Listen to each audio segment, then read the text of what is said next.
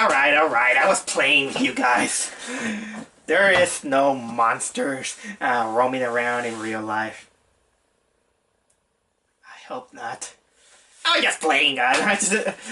But yeah. You can tell I just came back from watching A Quiet Place.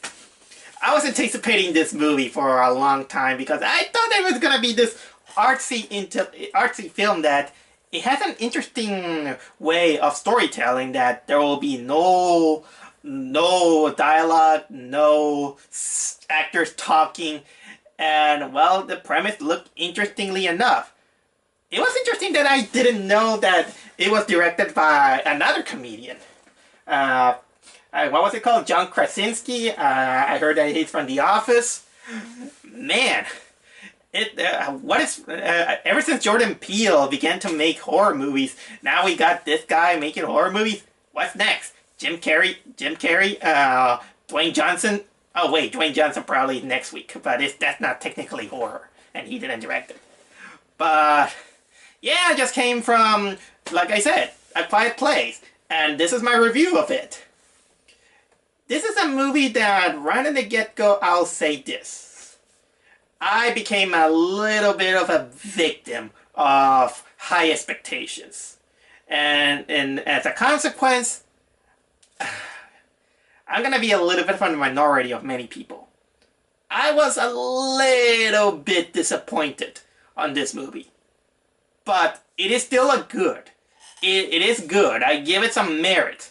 But unfortunately, I think that this movie created some hazards that it blew a little bit my expectations. So I gotta apologize if this is not gonna be a review that many people will say that, hey, that was a great movie. Yeah, it was great. I know that. But sometimes a good movie needs a little bit to make you have to tell them how to make a better product in one way or another.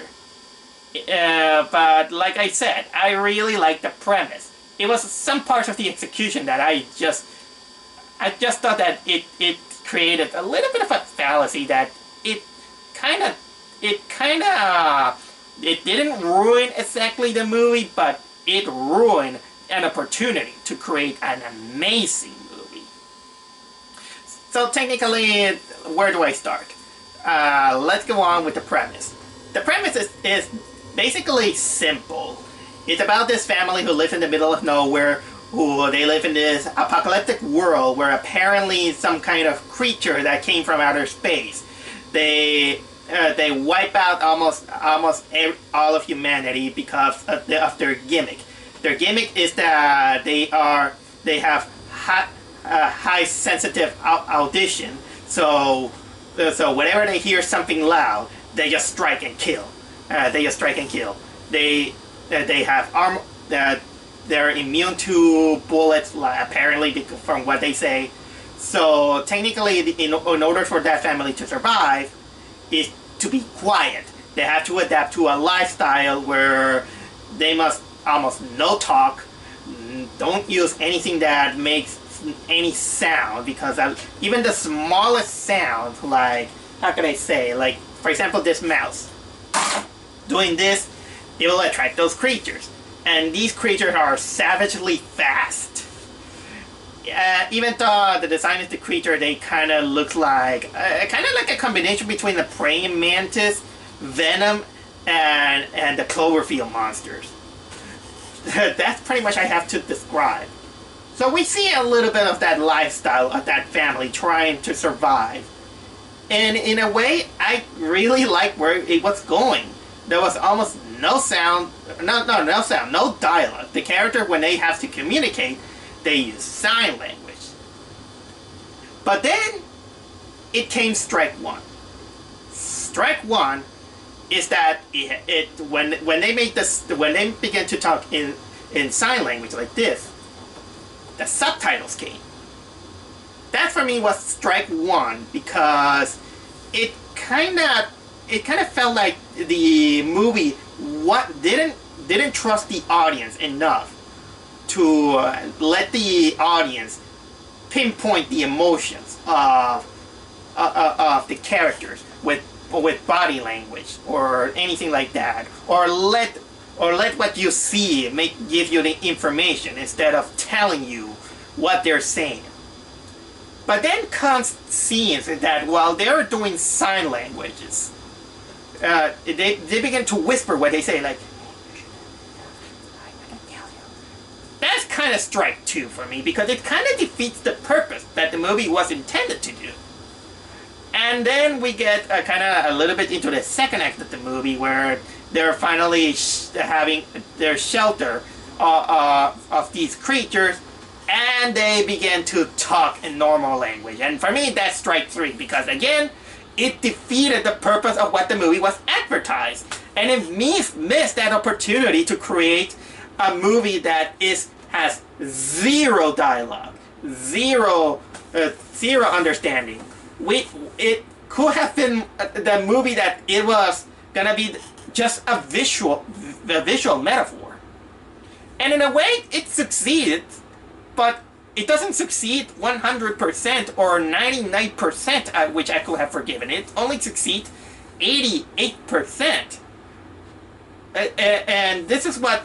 And that expectation is what killed me, at least personally. I was expecting to see the whole movie, with nothing like that.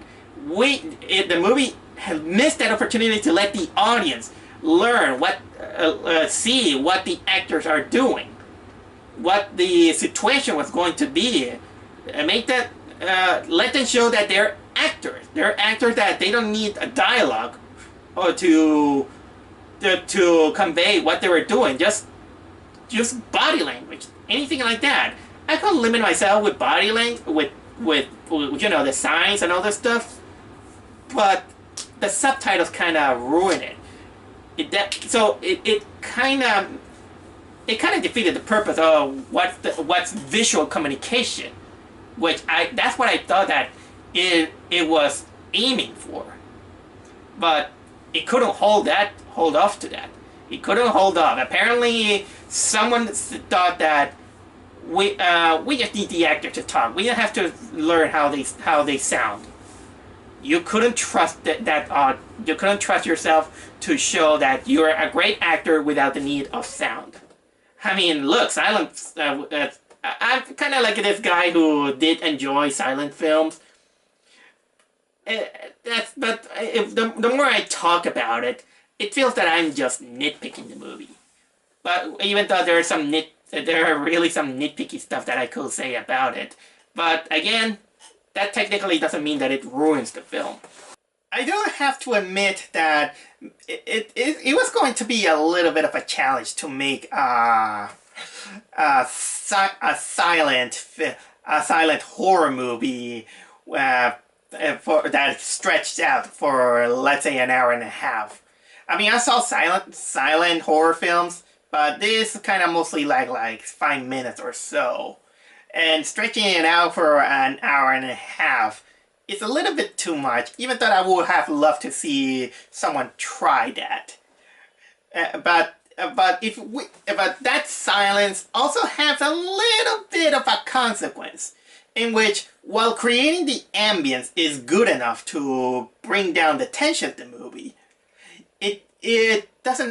sometimes the movie kind of feels like it doesn't help itself to rely a slightly bit on jump scares, which is kind of like the oldest trick on the book, that sometimes it's annoying, sometimes it's well deserved, but to the movie's credit, it earns itself. Not so much, I will say. There were some parts that I felt a little bit cliche. Maybe it's because I'm getting a little bit tired of that. And honestly, that's kind of bad news for me. But honestly, I'll try to look at it on a perspective of a fresh guy. In its case, it is done well. It is done well and serviceable for what the movie is about. But I will also say that probably the biggest strengths that this movie has are the actors themselves, because we got the director himself, John Krasinski, playing the role of the father, And well, the mother is played by Emily Blunt, who she really excels on the movie. But the kids are really good considering that we're talking about a teenager and probably a 12-year-old kid. They do really well as actors, which is something that I'm glad that horror movies are getting some good aspect on these movies, especially the more creative ones. The more commercial movies, they tend to pick up the worst kid that you can ever think of. Well, worst kid as actors. Oh yeah, but speaking of which, I think it is time to talk about a little bit of some of the elements of this movie, because despite, apart from the movie being a little bit of having the theme of survival without the need of sound, there is a little bit of a character arc in this one. It comes right out at the start of the movie, in which, I don't know, for some reason I just kind of couldn't help but to, I don't know, laugh. But maybe it's a little bit of a sadistic thing that I do have when in this kind of movies, because the movie, it just does a good job on setting up the whole scenario. I mean, we have the family in which it was a family of 5. I'll get to that just in case. And they are rummaging through desolate town where they're gonna get medicine because the boy is kind of sick. But we also have this younger boy who is technically, I think it was like a 6 or 8-year-old kid. And well, he is attracted by this toy rocket, but the father is like, no, don't. This is too loud. He even takes off the batteries just in case. But then the teenager daughter, she decides to let the kid keep the toy, but as a secret. It's like, just, yeah, keep it. But the kid, because of his naive stupidity, because he's a kid, he can't help himself, he just grabs the batteries, and while crossing the bridge, the kid begins to play with the toy rocket, making the sound of the toy rocket. And yeah, the kid begins to play it, and the creature, bam, they grab it. I know that should have been horrified, but I don't know. I just sadistically just went like, boom! And maybe I can analyze why. Maybe because that was totally a stupid move. Because yeah, it was a good idea. Why didn't the father let the kid bring the rocket without the battery? Let him play with the rocket, but without the batteries. And the girl, why didn't she just see that the kid, hey, take it, but don't bring the batteries? Why didn't you say so? So technically, it was on him. The kid kind of had it coming, and I feel guilty of saying that because it's technically a kid. And yet, apparently, I think 1 year goes by, and we see the life of the family, having dinner without plates, which is pretty creative. Playing Monopoly, but instead of the metal pieces, they use lint and all this stuff. And when they accidentally make a sound, they have to make the procedures to stay quiet, or praying, or sometimes trying to lure the creature with another noise. Like in that case, they're safe because raccoons can make the noise. And yet, it is also established that the mother, Emily Blunt, is pregnant. And in my head, it was like, in that situation, I think you should not have a baby. I know that it's noble to keep on the human race, but let's face it, having a baby is a total no-no. You're bringing the child in a very, very predatory environment. And unfortunately, babies, let's face it, they're loud. And so keeping it quiet is gonna be a big challenge. And while they do establish that, I don't think that is good enough. Because sometimes survival, you know what? Now that I'm beginning to think, I'm making rounds and rounds that maybe it was a good idea to have a baby for survival, because I think that's the point of the movie, showing the love of parents to their children, especially considering that, remember that I talked about the kid, about the teenage daughter and the father? Well, they have a little bit of this strained teenage relationship, because at least the excuse is that the daughter feels a little bit guilty of what happened, and she thinks that the father is the one is blaming her because of the death of the little kid.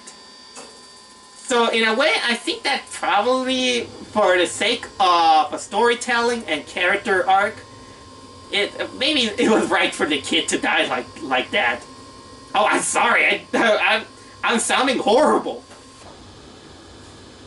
But despite the nitpicks that I've been seeing, it really sounds like I'm complaining about the movie.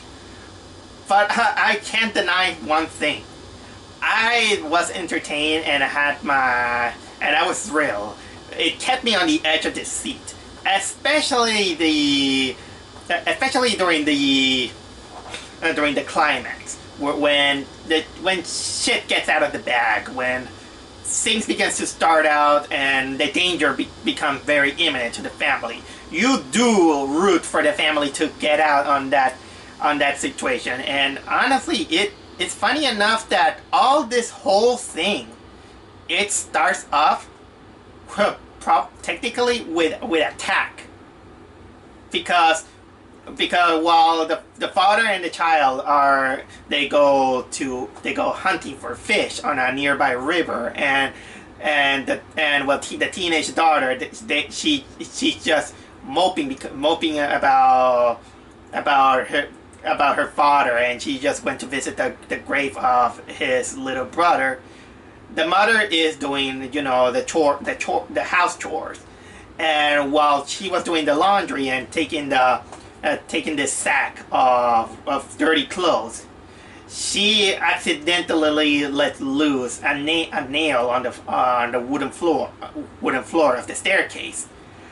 And oh yes, I do have a little bit of a cringe when I see when something is gonna happen with attack, and lo and behold, it happens. It happens. She steps on the loose nail, and that is enough for at least one or two creatures invade the house. And it doesn't help when she begins to have her. She's beginning to have her baby. And that's when the climax actually starts. And man, I remember being on the edge of the seat during that time. I kind of began to forget all the nitpicks. Well, more or less. I just tried to find a way to nitpick one here and there, but I can't deny that I was really, really entertained. But I'll say this: almost during the whole movie, I couldn't help to notice that the tack was still there, up. The tack was still up, bloody, of course, because Emily Blunt stepped on it. But apparently nobody bothers to take out that tack or bend it so nobody else step on it again. Well, no one steps on it, but it's still there, and I'm surprised that there were a few scenes in which the creature do go in there, and they don't feel it. I mean, even for a blind creature, you can step on a nail, and I don't know. Why do I feel fixated on that tack? Okay. So yeah, I was thrilled. I was especially thrilled. But I gotta admit that the ending, which I'm not gonna spoil, but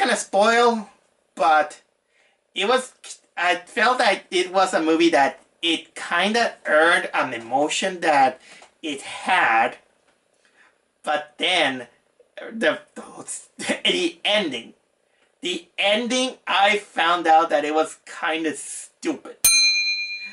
But I'm gonna, by the way, spoiler alert, because I'm gonna talk about an element. I'm not gonna reveal too much about it. But there is one item that they use.